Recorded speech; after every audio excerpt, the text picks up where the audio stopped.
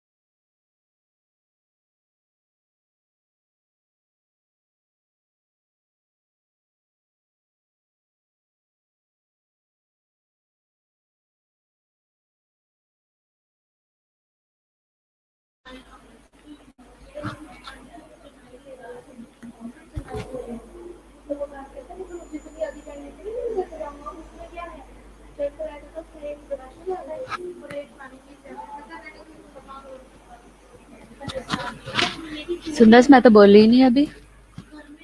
अच्छा, कैसे हैं आप लोग? ठीक ठाक हैं? जल्दी से सारे ऑनलाइन हो जाओ। सुंदर, सबा, नज़ीर और मुनज़्ज़ा ग्रुप में जल्दी से मैसेज करो कि सब लोग ऑनलाइन हो जाओ। हम फिर लेक्चर स्टार्ट करने लगे हैं। हमारा जो टॉपिक था एनाटॉमी एंड फिजियोलॉजी का, उसी को ही हम कंटिन्यू करेंगे ताकि हम इसको आज एंड कर दें। और फिर उसके बाद हम जो आपने पढ़ा था फैमिली प्लानिंग और स्पेसिंग का, जो मैम ने आपको करवाया था, मैं फिर वो आपको करवा दूंगी। ठीक है? तो इस लेक्चर को जल्दी से खत्म करो। आवाज आ रही है? अब आई है सुंदर से आवाज?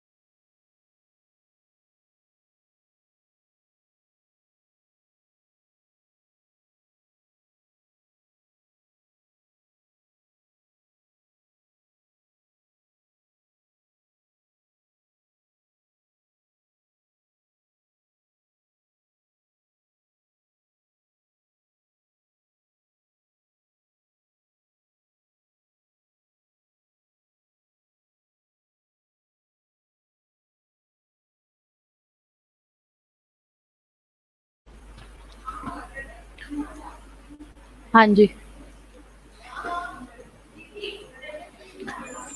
हमने ओवरव्यू देखा था, इसके अलावा हमने टर्मिनोलॉजीज़ देखी थी, जेनेसिस देखा था, गुनिया देखा था, ये सारी हमने टर्मिनोलॉजी से इससे रिलेटेड देखी थी।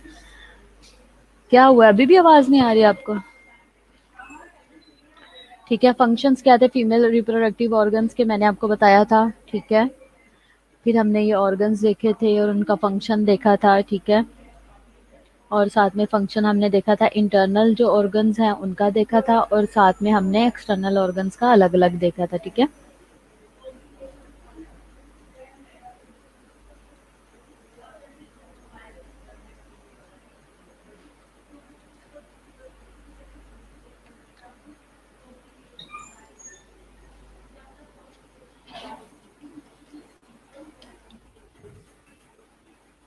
क्या था?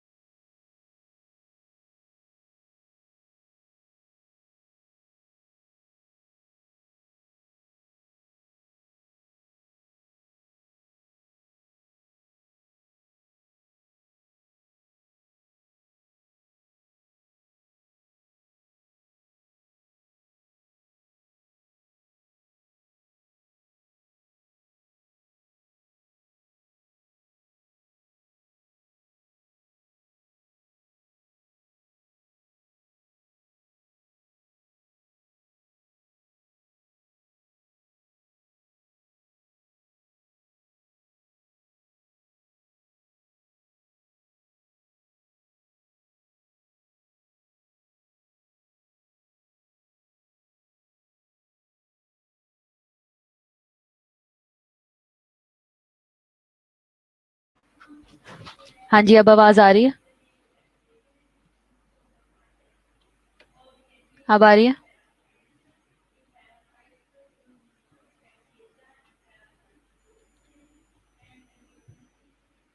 अच्छा, ये यूट्रस है पर्पल कलर में, ये आप देख सकते हो, ठीक है। ये क्या है, यूट्रस जो है वो थिक वॉल होती है इसकी, मस्कुलर होती है और ये पियर शेप्ड की होती है, ठीक है। नाशपाती की शेप की बनी होती है, मिडल ऑफ द पेल्विस में होती है, ठीक है। और ये बिहाइंड द, अब इसमें क्या होता है कि फ्रंट पे इसके ब्लैडर और बैक पे रेक्टम होता है, ठीक है। और यूट्रस जो है इसको पकड़ा होता है, एंकर किया होता है लिगामेंट्स में। मैंने जब ये लेक्चर करवाया था तो मैंने आपको बताया था कि जो वो है जो लिगामेंट्स हैं वो यूट्रस को पकड़ के रखते हैं। अगर टाइम से पहले बेवजह अगर पेन्स नहीं आ रही और बेवक्त जो है पुश करवाया जाए तो लिगामेंट्स लूज हो जाते हैं और वो यूट्रस को छोड़ देते हैं, यूट्रस को लूज कर देते हैं, जिसकी वजह से यूट्रस पर रिलैप्स हो जाती है, ठीक है। इसके अलावा जो है क्या था कि यूट्रस जो है वो सर्विक्स और मेन बॉडी पे, यानी कि जिसे कॉर्पस कहते हैं, उस पे कंसिस्ट होती है। सर्विक्स जो है वो क्या है, लोअर पार्ट है यूट्रस का, विच विच जो कि प्रोट्रूड हुआ होता है into the upper part of the vagina, के अपर पार्ट के ऊपर प्रोट्रूड हुआ होता है, बाहर आया होता है। It can be seen during a pelvic examination. जब हम pelvic एग्जामिनेशन करते हैं तो हम इसे देख सकते हैं।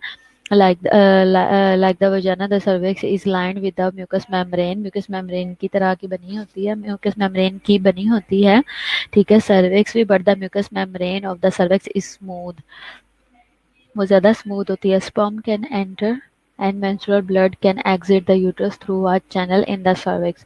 sperm enter हो सकता है यूट्रस में जाने के लिए, स्पर्म के एंटर होने के लिए, और मेंस्ट्रुअल जो ब्लीडिंग है उसके बाहर आने के लिए जो एक मीडियम है, जो एक प्रॉपर जो चैनल बना हुआ है वो सर्विक्स है, ठीक है।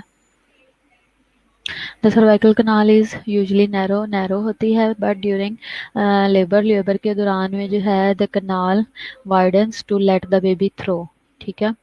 पहले तो वो नैरो ही रहती है और बाद में वो वाइडर हो जाती है ताकि बेबी को आउट कर सके। फिर उसके बाद सर्विक्स यूजुअली जो है वो गुड बैरियर है अगेंस्ट बैक्टीरिया। सर्विक्स बड़ा इंपॉर्टेंट रोल प्ले करती है except around the time and egg is released by the ovaries, सिवाय उसके कि जब एग जो है वो ओवरी से रिलीज हो रहा होता है, यानी कि ओव्यूलेशन में, ड्यूरिंग द मेंस्ट्रुअल पीरियड और ड्यूरिंग लेबर। इन तीनों चीज़ों के दरमियान में जो है ना, इन तीनों सिचुएशंस में जो है वो थोड़ा सा लूज कर जाती है ताकि मूव कर सके। फंक्शन क्या है, the main function of the uterus is to sustain a developing fetus, जो भी फीटस अंदर डेवलप कर रहा होता है उसको सस्टेन कर सके। It prepare for this possibility for each month, ये प्रिपेयर करते हैं इसको, ठीक है, ये प्रिपेयर होती है। It prepare for this possibility for each month, हर एक मंथ में जो है जो है ये इस पॉसिबिलिटी के लिए कि बेबी को रिसीव करे और अपने अंदर उसको सरवाइव करवाए, ये रेडी रहती है। फिर उसके बाद है at termination of pregnancy it expels the uterine content, जब टर्मिनेशन हम करवाते हैं या होती हैं या जब डिलीवरी हो रही होती है तो ये अपने कंटेंट को जो है वो डिलीवर करा देती है। इसका रिलेशंस क्या है, यानी कि इसके आसपास के ऑर्गन्स मसल्स क्या हैं। एंटीरियरली यूट्रस के सामने जो क्या है कि यूट्रोवेसिकल पाउच है और ब्लैडर होता है। पोस्टीरियर इसके रेक्टो यूट्राइन पाउच होता है, पाउच ऑफ डगलस जिसे कहते हैं। लेटरली यानी कि साइड्स पे ब्रॉड लिगामेंट्स होते हैं और यूट्राइन ट्यूब होती है। सुपीरियर इसके जो है वो इंटेस्टाइन है और इंफीरियर जो है वो वजाइना है, ठीक है। मेजरमेंट और इसके पार्ट्स क्या है, मायर जो है वो 8 सेंटीमीटर लॉन्ग है, 5 सेंटीमीटर वाइड है, 1.25 सेंटीमीटर थिक होती है, वेट इसका 50 ग्राम्स है। पार्ट्स इसके बॉडी ऑफ द कॉर्पस है, फंडस है, कॉर्नुआ है, इज्दमस है और इसके अलावा सर्विक्स है, इंटरनल और एक्सटर्नल ऑस है और सर्वाइकल कनाल है। लेयर्स इसकी एंडोमेट्रियम है, मायोमेट्रियम है, पेरीमेट्रियम है, ठीक है। एंडोमेट्रियम क्या है, ये इनर लाइनिंग है यूट्रस की, ये नरिश करती है डेवलपिंग एम्ब्रियो को, ठीक है, और बिल्डअप करती है ईच मंथ ऑफ प्रेगनेंसी में if not shed during the menstruation. अब एंडोमेट्रियम का मेन रोल है कि इसने थिकन्ड होना होता है, ये थिक होती जाती है और बेबी को ग्रो करवाने में, अपने साथ बेबी को अटैच करवाने में हेल्प करती है, और अगर ना हो तो मेंस्ट्रुएशन में ये शेड होके आउट हो जाती है। मायोमेट्रियम क्या है, ये मिडल मस्कुलर लेयर होती है, ये सपोर्ट करती है फीटस को, कॉन्ट्रैक्शन में हेल्प करती है बर्थ पे, और ये हेल्प करती है कब, to shed the endometrium during menstruation. Basically जो मसल्स हैं और हर तरह की जो कॉन्ट्रैक्शंस हैं उसमें हेल्प करते हैं। पेरीमेट्रियम क्या है? The perimetrium is a serous membrane, ये एक सीरस मेम्ब्रेन है that lines the outside of the fetus, जो कि यूट्रस सॉरी जो पेरीमेट्रियम ये है सीरस मेम्ब्रेन होती है और ये आउटसाइड को कवर करती है। ब्लड सप्लाई में इसको क्या क्या चीज़ें ब्लड सप्लाई करती हैं यूट्रस को? आर्टरीज हैं, यानी कि यूट्राइन आर्टरी है, branch of internal iliac artery. Iliac artery कौन सी है? जो इलियक फोसा से निकल रही है, ठीक है। और वेन कौन सी है? इंटरनल इलियक वेन है। लिम्फेटिक में क्या है? डीप और सुपरफिशियल लिम्फ।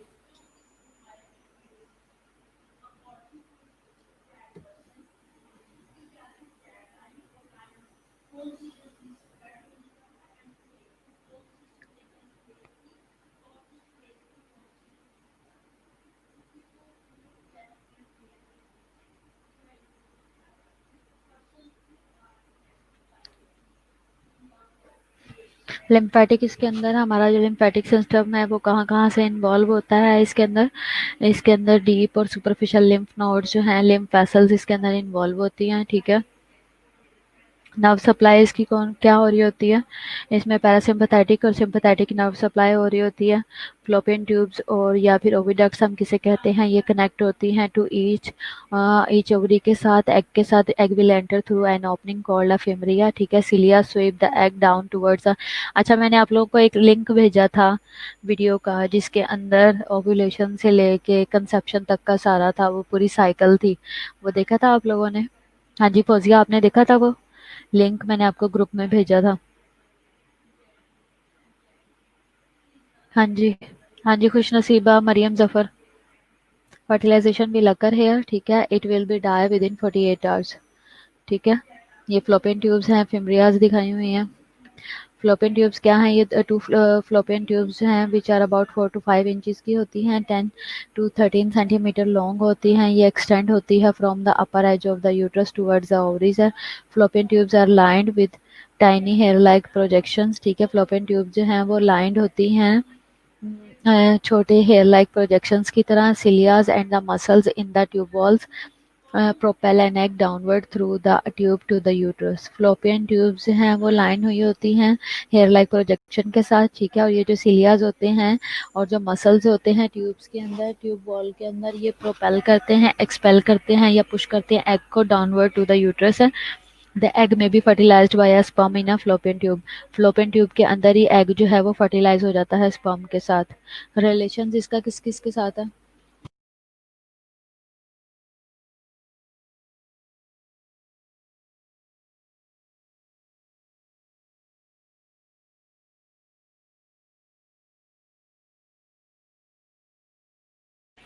रिलेशन इसका किसके साथ साथ है?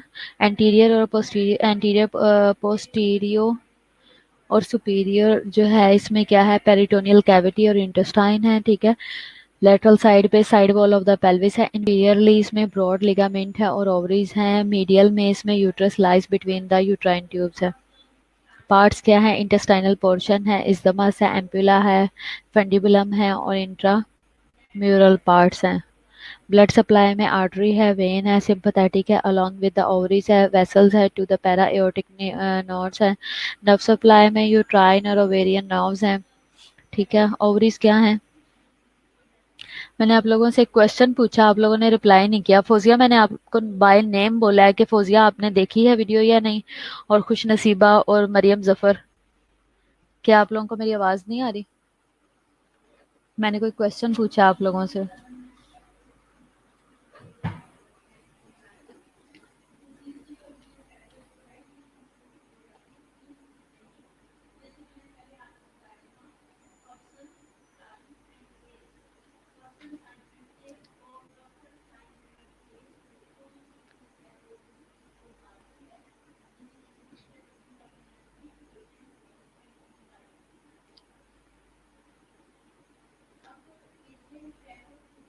हाँ जी, सब लोगों ने तो वीडियो देखी है, फिर क्या मतलब है?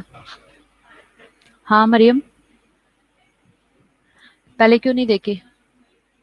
पहले क्या प्रॉब्लम थी? हाँ जी फौजिया, खुश नसीबा, आयशा रजाक, इकरा मसूद, साइमा यासीन, फातिमा सुंदस, साइमा यासीन। हाँ जी, क्यों नहीं देखी? साइमा नौरीन, सबा नज़ीर, बिनते रसूल क्यों नहीं देखी?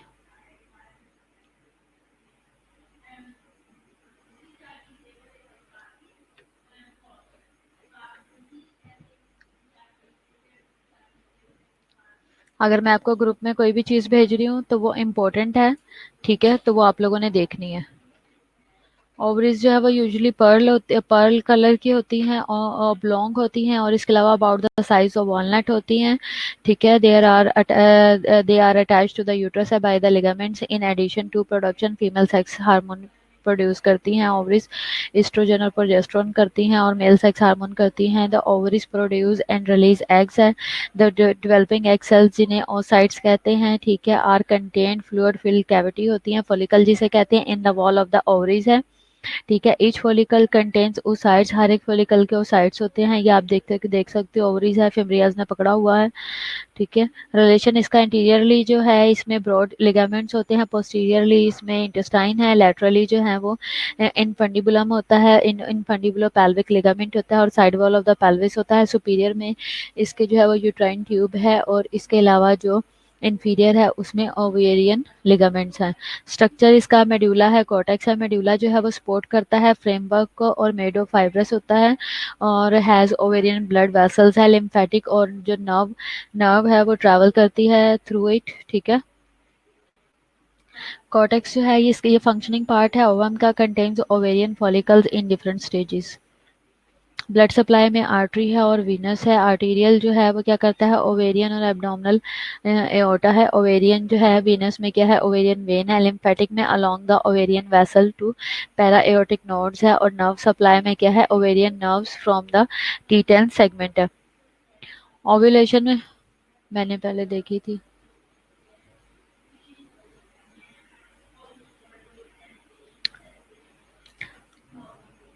ठीक है। ओव्यूलेशन क्या है, process of releasing one mature ovum है each month into that ovary fallopian tube है। इसमें 2 to 2 से 3 लाख जो है वो इमेच्योर ओवाज होते हैं, ओवरीज के अंदर नॉर्मली प्रेजेंट होते हैं एट बर्थ। फिर हार्मोन्स जो है from the pituitary cause ovaries to begin producing female sex hormone है, ओवा बिगिन टू मेच्योर। अब ये 2 से 3 लाख जो पड़े होते हैं उन्होंने फिर मंथली जो है वो मेच्योर होना होता है, रिलीज होना होता है, ठीक है। जब मेच्योर होता है तो फिर उसके बाद ovum can live about 2 days in the fallopian tube. One sperm will enter ovum, fertilisation और कंसेप्शन। मेंस्ट्रुअल पीरियड में क्या है कि if the ovum is not fertilise, it does not attach to the uterine lining या endometrium से। Muscles of the uterus contract, ठीक है। Lining breaks down, यानी कि जब क्रैम्प्स होते हैं, और lining passes through the cervix into the vagina and out of the vaginal opening. Each month इसने हैंड फ्री लगाई है कि उतार दी है?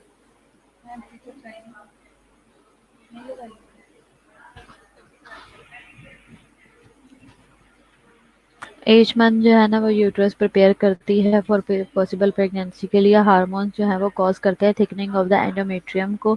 If the ovum is fertilised, it moves into the uterus and may grow in this lining, ठीक है। will divide millions of the time over 9 to 10 months।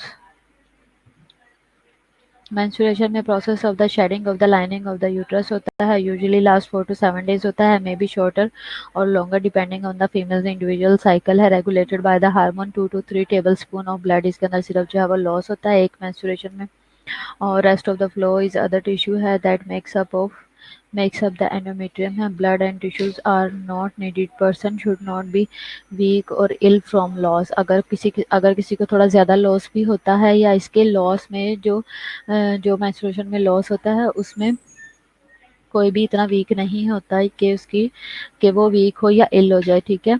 After periods यानी कि मेंसेस के जो साइकिल है वो बिगिन हो जाता है, दोबारा से नॉर्मली बन जाता है। रिप्रोडक्शन है, अडल्ट मेल है, अडल्ट फीमेल है, इसमें टेस्टिस और इसमें ओवरीज हैं।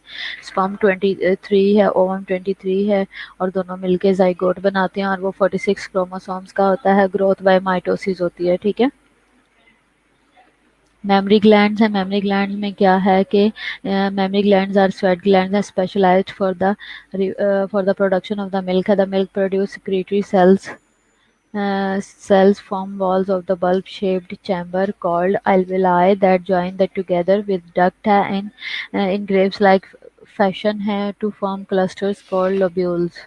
ठीक है, ये आप देख सकते हो, ये मेमोरी ग्लैंड्स हैं, ये ब्रेस्ट की शेप है, इसमें डक्टाइल हैं, ये जो डक्ट्स बनी हुई हैं, ये आप डक्ट्स देख सकते हो, डक्ट्स की ओपनिंग जो है वो निपल में हो रही है, एरियोला है, और ये रेजरवायर्स हैं। रेजरवायर्स क्या करते हैं, अपने अंदर ब्लड को एक्यूमुलेट करते रहते हैं, और जब बेबी सक करता है निपल से तो ब्लड सॉरी कह रही मिल्क की का रिजर्वायर होता रहता है, इसके अंदर जमा होता रहता है, और जब बेबी सक करता है तो मिल्क जो है वो बाहर आना शुरू हो जाता है। और मेमोरी ग्लैंड जो है वो आप देख सकते हो, इनके अंदर जो लाइनिंग है इन्हें एल्वियोलाई कहते हैं। न्यूमरस जो लोब्यूल्स हैं ये असेंबल होते हैं टू फॉर्म अ लोब, ठीक है। Each breast contain a single mammary gland consisting of 15 to 20 of these lobes. इसके अलावा लेक्टिफेरस जो डक्ट है leading away from the lobes widen into lactiferous sinus that serve as the temporary reservoir for milk. The breast begin to enlarge in female at the onset of the puberty है। इसमें proliferating जो adipose fat है tissue है वो expand होता है breast में, while suspensory ligament जो है वो attached to the underlying fascia होता है providing support in non-pregnant female, and in male the glands and the ducts are not fully developed। ठीक है, ये मेल में फिर उसमें होता है, प्रेग्नेंट लेडी में होता है कि ये अपने साइज में बढ़ता है, लेकिन जो नॉर्मल होता है, नॉर्मल है यानी कि अनमैरिड हैं या मेल हैं, उनके अंदर ये एनलार्ज नहीं होता।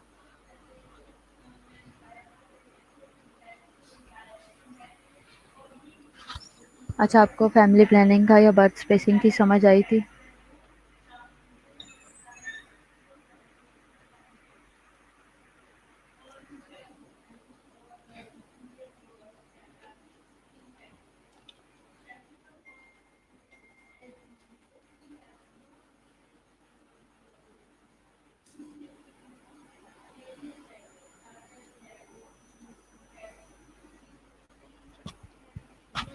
फैमिली प्लानिंग वाले टॉपिक की समझ आई है आप लोगों को? उसमें कोई प्रॉब्लम तो नहीं? मैं शुरू से करवा दूं या फिर जहां से मैडम ने छोड़ा था वहां से करवाऊं?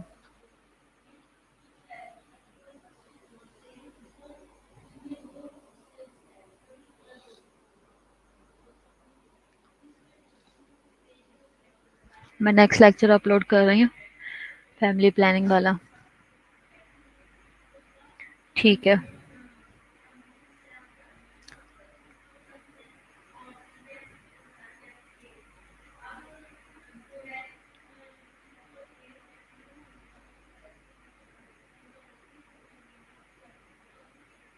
अच्छा, आज का हमारा जो टॉपिक है जिसको हम कंटिन्यू करेंगे वो है फैमिली प्लानिंग, ठीक है। अब इसमें क्या है कि सबसे पहले तो बेबी बहुत प्यारा है, ये देखो, ठीक है। सबसे इम्पोर्टेंट चीज़ है कि इसमें बेबी बहुत प्यारा है, बाकी सारी बातें तो बाद में। पेन है? अच्छा,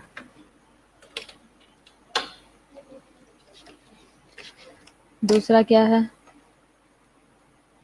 इंट्रोडक्शन क्या है, फैमिली प्लानिंग क्या है, ये टर्म है जो कि हमने प्रेगनेंसी प्लानिंग और एक्शन टू डिले प्रिवेंट, ठीक है, या हमने एक्चुअलाइज प्रेगनेंसी को हमने डिले करने के लिए या उसे प्रिवेंट करने के लिए जो हम प्लानिंग करेंगे उसे हम फैमिली प्लानिंग कहते हैं। ये एक टर्म है जो इसके लिए यूज़ की जाती है। इसकी डेफिनेशन क्या है, family planning is a way of thinking and living, ठीक है, दैट इज अडॉप्टेड वॉलंटरली, ठीक है। फैमिली प्लानिंग क्या है, ये एक वे है सोचने का, ठीक है, या लिविंग का, कि जिसमें हम अडॉप्ट करते हैं, खुद से अपने बारे में ये सोचते हैं, हम ये प्लान करते हैं वॉलंटरली, हम अपनी मर्जी से प्लान करते हैं upon the basis of knowledge, हम अपने नॉलेज के बेस पे ये डिसाइड करते हैं, या फिर हमारा एटीट्यूड होता है, हमारा मेरा एटीट्यूड ये है कि भाई मैं नहीं अभी करना चाहता, मुझे अभी ज़रूरत नहीं है, ठीक है, या मैं अभी अफोर्ड नहीं कर सकता, या मैं अभी बेबी को सपोर्ट नहीं कर सकता, इससे रिलेटेड है मेरा एटीट्यूड है।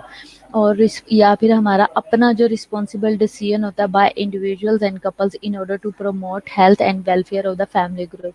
या फिर कोई ये सोचता है कि भाई हमने जब लास्ट टाइम कंसीव किया था मदर ने, तो उसमें जो वो काफ़ी उसको या ये कह लो कि उसको एक्टोपिक हो गई थी, तो उसकी वजह से काफ़ी उसकी सर्जरी वगैरह हुई और वीक हो गई है, तो इस वक्त अब वो इस सिचुएशन में नहीं है कि कंटिन्यू करे, तो हम इसलिए अभी करना ही नहीं चाहते, हम अभी टाइम देना चाहते हैं दूसरा मदर की हेल्थ के लिए या अपने फैमिली की हेल्थ के लिए, कि फैमिली की फाइनेंशियल कंडीशन देखते हुए हम इसको कंटिन्यू नहीं करना चाहते, ठीक है। तो ये कुछ ऐसी रीज़न्स होती हैं जिसकी बेस पे जो कपल है या इंडिविजुअल है वो अब खुद रिस्पॉन्सिबिलिटी लेते हुए अपने ऑन पे ये डिसीजन लेता है, ठीक है। नॉलेज की बेस पे भी ले सकता है और अपने एटीट्यूड की बेस पे भी और अपने फाइनेंशियल कंडीशन पे भी, ठीक है। दूसरा, thus contribute effectively to the social development of the country.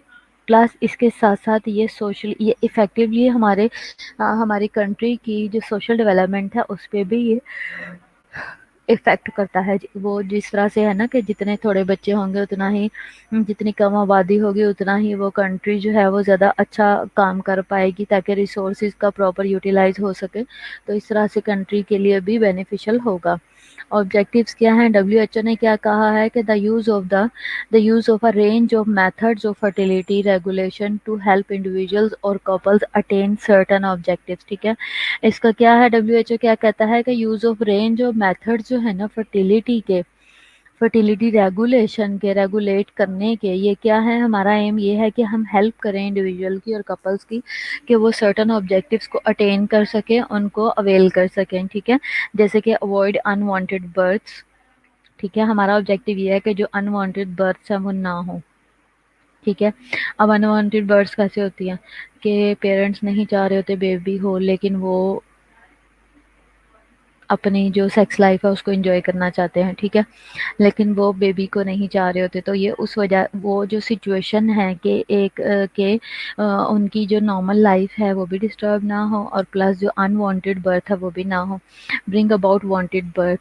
और अगर कोई करना चाहता है बेबी तो उससे रिलेटेड उनको गाइड किया जाए। और फिर इसके अलावा produce a change in the number of the children born, क्या करना है, चेंज पैदा करना है नंबर ऑफ चिल्ड्रन बॉर्न में। डब्ल्यूएचओ ये कहता है, जैसे कि अब जैसे डब्ल्यूएचओ ने ये फोकस किया या पाकिस्तान ने अब ये करना शुरू कर दिया कि 2 या 3 से ज़्यादा बच्चों पे जो है वो टैक्स लगना शुरू हो जाएगा, जैसे उसने किया है, चाइना ने किया है, 1 या 2 बच्चे, इससे ज़्यादा नहीं, ठीक है। और पाकिस्तान में भी जो है वो, जो हम छोटे-छोटे थे तब से सुनते आ रहे थे, बच्चे 2 ही अच्छे, इस तरह की। और वो फिर जो फैमिली प्लानिंग की जो एड्स आती थी और इस तरह, वो पुराने दौर में तो आती थी, अब तो नहीं आती हैं। इसके अलावा रेगुलेट करना इंटरवल्स को बिटवीन द प्रेगनेंसीज। अब डब्ल्यूएचओ चाहता है कि जो इंटरवल्स है एक बेबी से दूसरे बेबी के दरमियान में, वो इंटरवल को भी हमने रेगुलेट करना है। अब हमारा टॉपिक आज का है family planning and spacing plus हमने प्लानिंग के साथ साथ हमने स्पेस के बारे में भी सोचना है। अब कुछ लोग, अब देखो जो पुराने लोग हैं ना, या वो जो हमारी आंटी हैं, उनका क्या मशवरा होता है कि बस सही है, एक के बाद दूसरा फ़ौरन ही कर लो, 3-4 इकट्ठे ही पैदा कर लो, सारे इकट्ठे ही जो है ना वो पल जाते हैं, सब इकट्ठे ही हो जाते हैं, कोई मसला नहीं होता। वरना वो फिर क्या क्या वो आता है कि जी फिर बड़ी मुश्किल होती है, जो बियन है एक एक बेबी किया और उसके बाद 2 साल वेट किया तो बड़ा टाइम लगेगा, एज गुजरती जाती है, इस तरह के लोग गलत गलत मशवरे देते हैं। लेकिन मदर की हेल्थ, यूट्रस की हेल्थ और इंटरनल ऑर्गन्स की हेल्थ को पे फोकस करना बहुत इम्पोर्टेंट है। इसके अलावा कंट्रोल करना है टाइम को, एट विच बर्थ अक्कर, के बर्थ कब होनी है, हमने उस टाइम को भी कंट्रोल करना है। वो कैसे होगा कि जब हम फैमिली प्लानिंग के लिए, जब हमारे पास जब मिडवाइफ या एलएचबीज आती हैं तो वो देखती हैं कि अगर कोई फैमिली के अंदर प्रेग्नेंट है तो उसको किस तरीके से जो है वो गाइड करना है कि उन्होंने हॉस्पिटल कब आना है, अपने चेकअप कब कराने हैं, और ये वो इससे रिलेटेड ये सारी चीज़ें। एलिमेंट्स क्या हैं फैमिली प्लानिंग के? 3 इंपॉर्टेंट एलिमेंट्स हैं। First of all proper spacing होनी चाहिए, सेकंड प्रॉपर टाइमिंग होनी चाहिए, थर्ड नंबर ऑफ प्रेगनेंसीज जो हैं वो बहुत मैटर करती हैं कि कितनी कंसीव की है, ठीक है, और प्रॉपर स्पेस कितनी आई, ठीक है, 1 से 2 साल का वकफा हुआ या नहीं हुआ, टाइमिंग क्या थी, ठीक है। बेनिफिट्स इसके क्या हैं? बेनिफिट टू मदर क्या आते हैं? रिड्यूस द हेल्थ रिस्क, जो मदर को हेल्थ रिस्क होते हैं ये उसको रिड्यूस कर देता है। Below 20 years and above 35 years, ठीक है, at risk of developing complication during pregnancy, ठीक है। बिलो 20 ईयर्स रिस्क पे कैसे हैं? क्योंकि अगर इतनी कम एज का होगा तो उसको खुद भी नहीं पता कि मेरे साथ क्या क्या हो रहा है, तो जो कम एज का होता है उसको उसमें एक्सेप्टेंस भी कम है।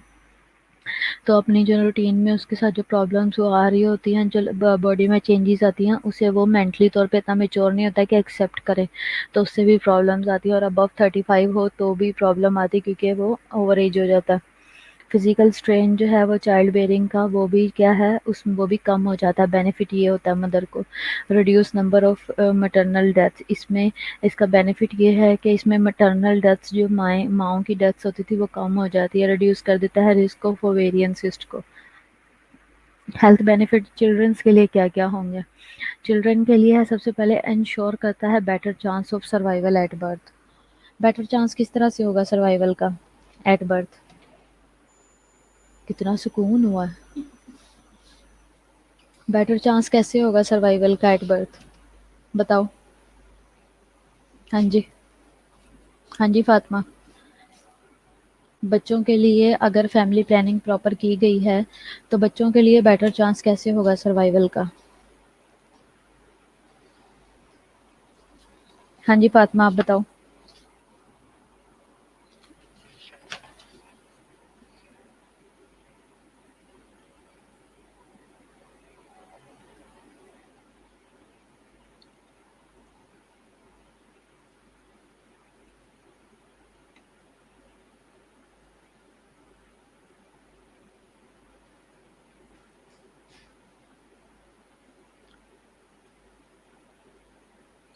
हाँ, लेकिन यहाँ बात हो रही है बच्चों की। बच्चों के लिए बेनिफिट की बात हो रही है, हेल्थ बेनिफिट फॉर चिल्ड्रन की बात हो रही है।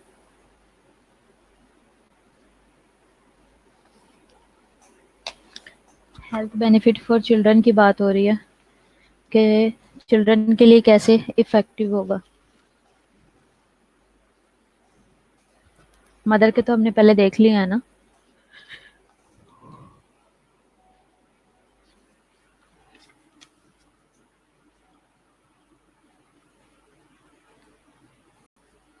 ठीक है, और चिल्ड्रन की बात हो रही है, बेबी की नहीं बात हो रही। Children, no chance of congenital abnormality, ठीक है। और गुड, और ठीक है, पास पार्टिसिपेट करो ना आप, जैसे जैसे बातें बताओगे।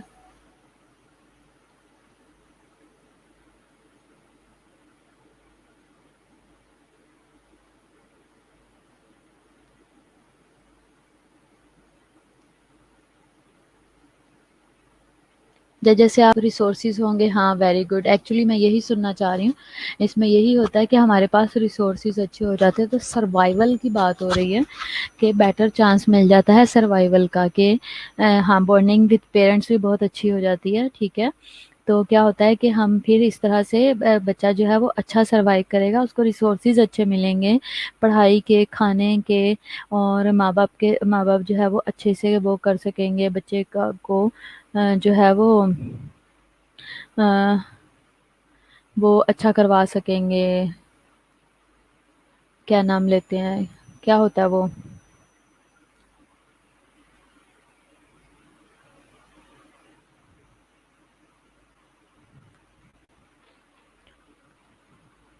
हाँ, बिल्कुल अटेंशन भी अच्छी मिलेगी, पावरफुल मदर चिल्ड्रन रिलेशनशिप होगा। हाँ, ठीक है, वेरी गुड। अच्छा, अब इसमें क्या है, ये तो इंश्योर हो गया हमारा बेटर चांस ऑफ सर्वाइवल का एट बर्थ। फिर उसके बाद है प्रमोट करेगा, करना है बेटर चाइल्डहुड न्यूट्रिशन को, ये प्रमोट करता है चाइल्डहुड में, फिर न्यूट्रिशन भी अच्छी दे सकेंगे, टाइम अच्छा स्पेंड होगा, ठीक है। अब इसमें जब बच्चा चाइल्डहुड में, अब देखो ना, एक ही उम्र के जो हैं वो एक एक साल के गैप से 4-5 बच्चे आ गए हैं, तो बाप जो है वो मुश्किल से आधा किलो जो है वो फ्रूट अफोर्ड कर सकता है, सेब या केले या आधा दर्जन या कुछ। तो उसमें क्या है, क्या वो माँ को खिलाएगा, कि माँ ने बच्चे पैदा करने हैं, या फिर वो बच्चों को खिलाएगा जो स्कूल जा रहे हैं, ठीक है।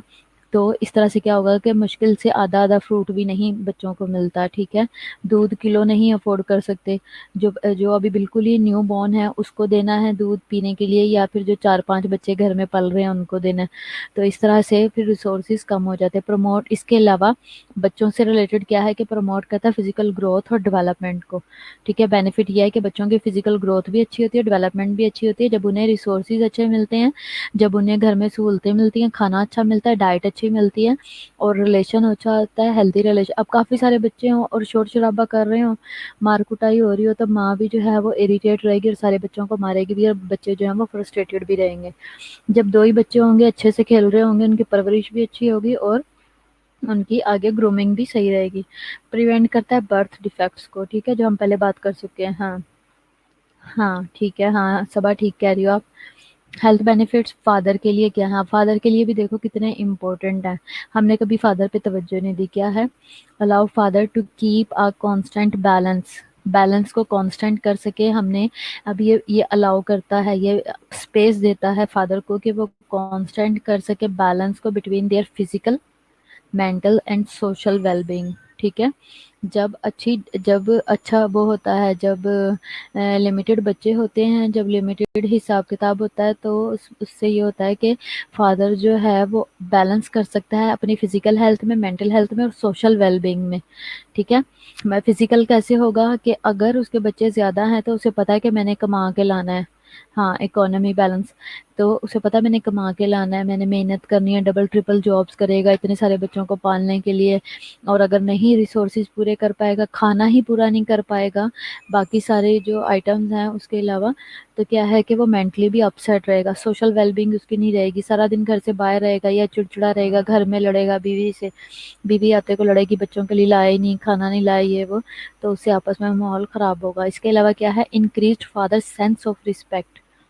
इस तरह जो है ना, इसमें फादर में जो है वो सेंस ऑफ रिस्पेक्ट भी बढ़ जाती है, because he is able to provide that type of education. ठीक है, कि वो टाइप ऑफ एजुकेशन प्रोवाइड कर सकता है और होम एनवायरनमेंट प्रोवाइड कर सकता है। इससे सेंस ऑफ रिस्पेक्ट, उसके अंदर कॉन्फिडेंस आ जाता है कि मैं इस काबिल हूँ कि मैं अच्छी एजुकेशन दे सकता हूँ और घर का एनवायरनमेंट अच्छा कर सकता हूँ। तो ये चीज़ वो है, जो है वो फादर जो है वो अपने आप में अच्छा फील करता है और इसमें उसका कॉन्फिडेंस भी बढ़ता है। ठीक है, सेल्फ रिस्पेक्ट बढ़ती है, कॉन्फिडेंस बढ़ता है, लोगों के दरमियान में उसके सोशल वैल्यू उसकी बढ़ती है, मेंटल स्टेटस भी उसका अपग्रेड होता है। ठीक है, तो बेनिफिट्स क्या हैं होल फैमिली के लिए? क्या है benefits to whole family? Health, help the family enjoy the better kind of life. ठीक है, क्या है बेनिफिट इसका होल फैमिली हेल्थ के लिए? क्या है कि ये क्या है, हेल्प करता है फैमिली को कि इंजॉय करे बेटर काइंड ऑफ लाइफ को, अच्छी लाइफ को इंजॉय कर सके। ठीक है, होल फैमिली के लिए इंजॉयमेंट ये है। ठीक है, अच्छा टाइम ये है। तो बेसिकली हमने मदर के लिए देखा क्या बेनिफिट्स हैं, हमने चिल्ड्रंस के लिए देखे क्या हैं, और हमने फादर के लिए देखे। एंड पे हमने कलेक्टिवली सब के लिए देखे कि वो एक हैप्पी फैमिली हो जाती है। ठीक है, सबको समझ आई है? हाँ, हैप्पी फैमिली। आमना मकसूद है।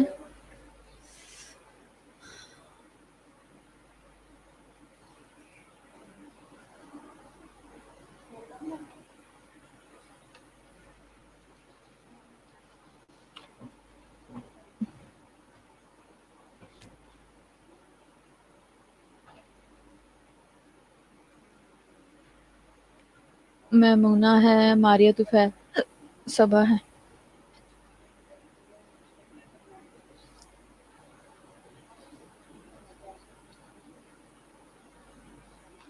फरहीन।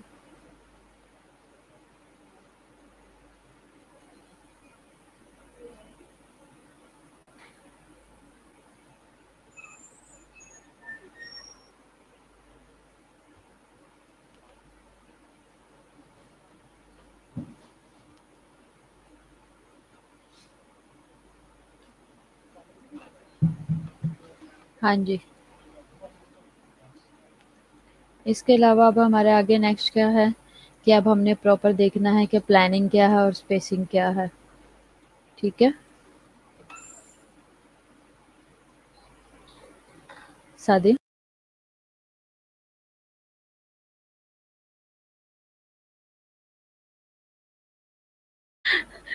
चोर की दाढ़ी में तिनका। सुंदर सा खुश नसीबा है और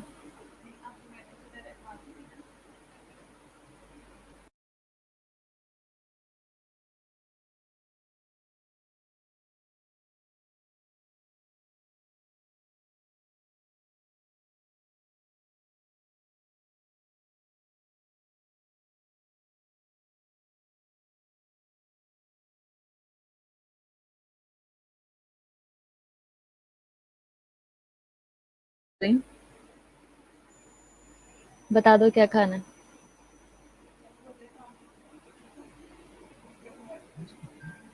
तुम दुआ करो तुम मासी बन जाओ फिर तुम।